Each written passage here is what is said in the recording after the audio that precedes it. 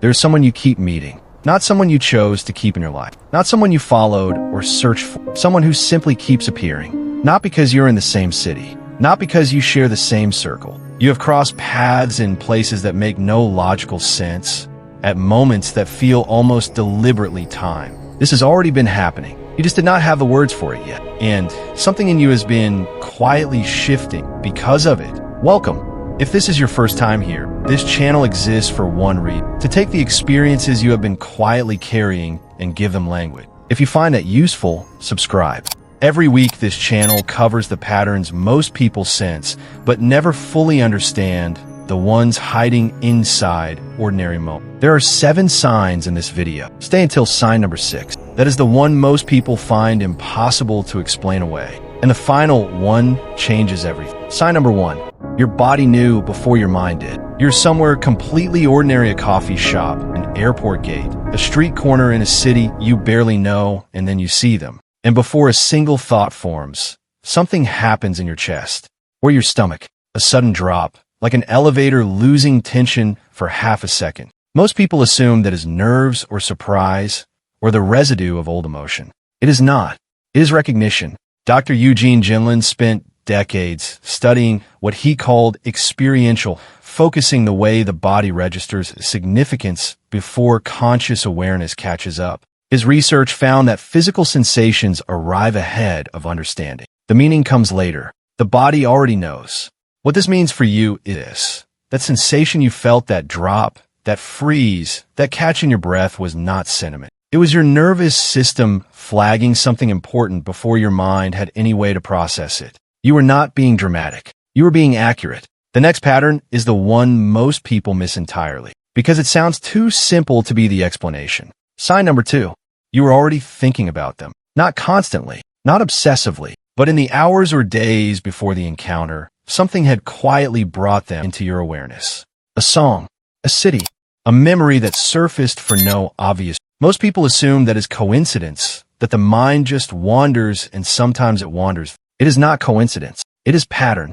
Dr. Arnold Zwicky identified what researchers call the Baader-Meinhof phenomenon, sometimes called frequency illusion. Once a person, an idea, or a symbol enters your awareness, your brain becomes sensitized to it. It begins noticing things it was always filtering out before. The encounter feels impossible because the attention was already there, quietly scanning. What this means for you is this: the moment you notice them again did not create the significance. The significance was already present. The encounter simply made it visible. Your attention is not random. Pay attention to what it keeps returning to. But what comes next is the pattern most people never identify. Sign number 3.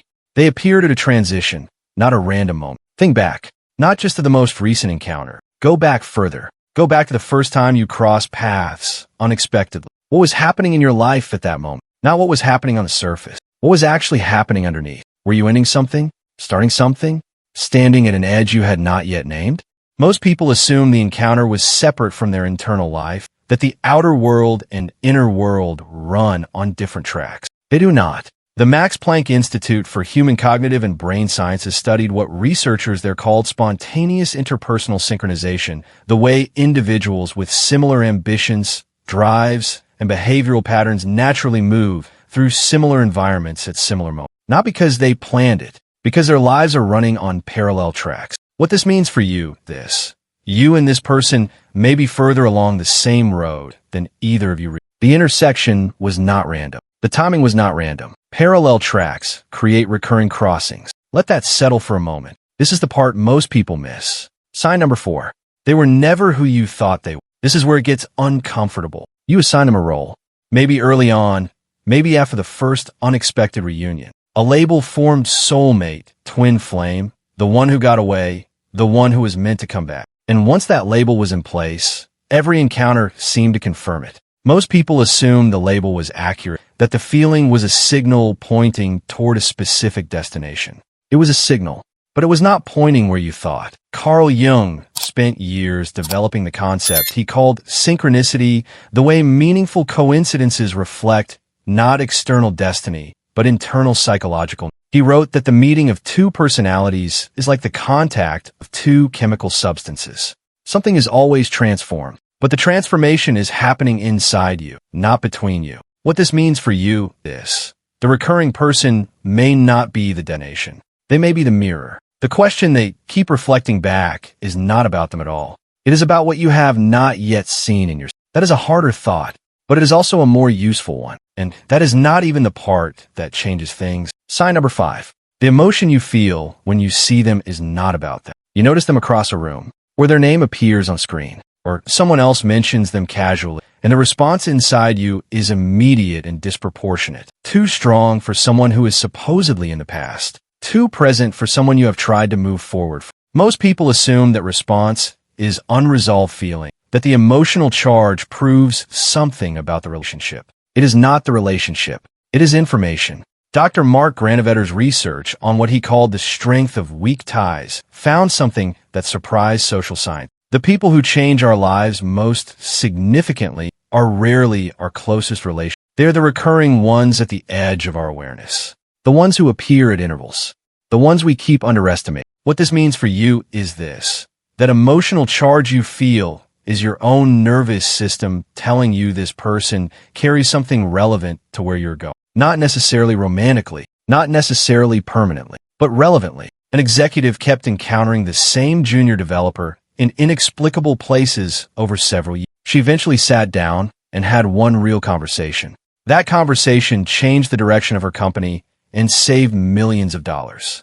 He was not a partner. He was a catalyst. Some people return to stay. Some people return to show you the door. But what comes next is the sign most people find hardest to explain away. Because this one does not just happen around you. This one happens through you. Sign number 6.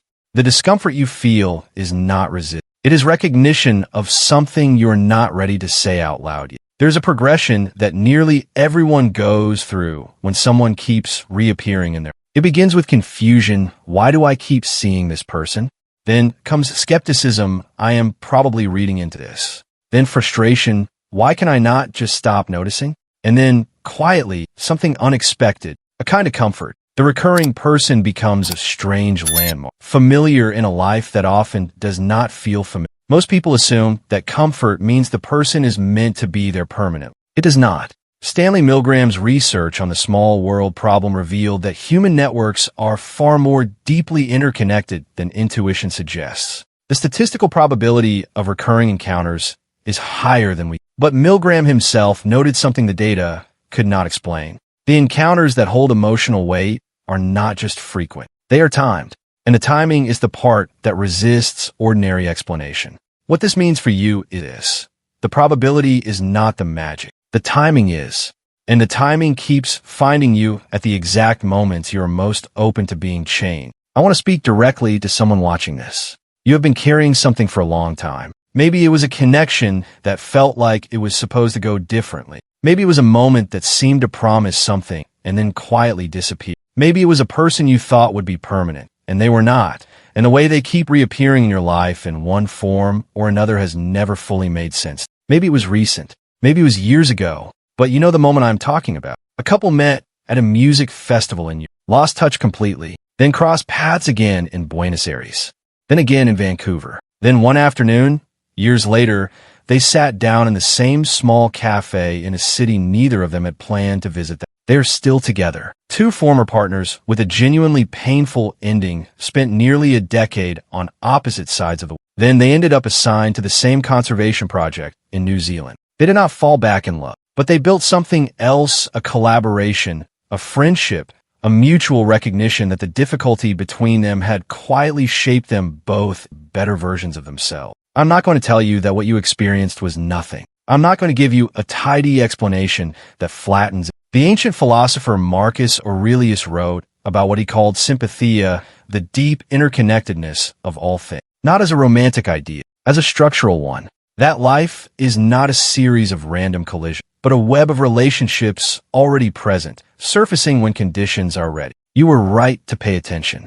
You are not wrong to feel it. The next pattern is the last one, and it is the one that changes how you see everything that came before. Sign number 7.